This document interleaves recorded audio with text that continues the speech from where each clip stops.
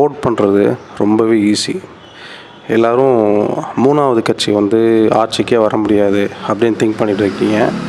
But வர்றதுக்கு என்ன பண்ணணுன்னா, முதல்ல உங்கள் பசங்க சொல்கிறதையோ இல்லை பேர பசங்க சொல்கிறதையோ கேளுங்க.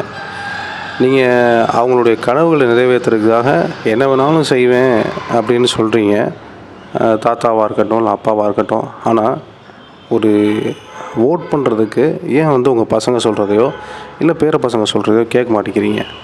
நீங்கள் அவங்க சொல்கிறத கேட்டிங்கனாலே கண்டிப்பாக மாற்றம் அப்படிங்கிறது இருக்கும்.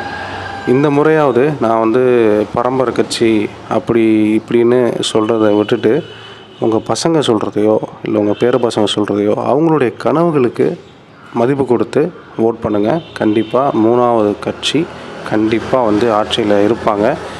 ஒரு மாற்றம் வேணும்ல. இப்போது இருக்கிற சூழ்நிலையில் கண்டிப்பாக யங்ஸ்டர்ஸ் மத்தியில் ஒரு மாற்றத்தை எதிர்பார்க்குறாங்க. அப்படி இருக்கிற சிச்சுவேஷனில் தாத்தாக்களும் அப்பாக்களும் கண்டிப்பாக உங்கள் பசங்க நல்லா இருக்கணும், உங்கள் பேர பசங்க நல்லா இருக்கணும் அப்படின்னு நினச்சிங்கன்னா அவங்களுடைய கனவுகளுக்கு மதிப்பு கொடுத்து ஓட் பண்ணுங்கள்.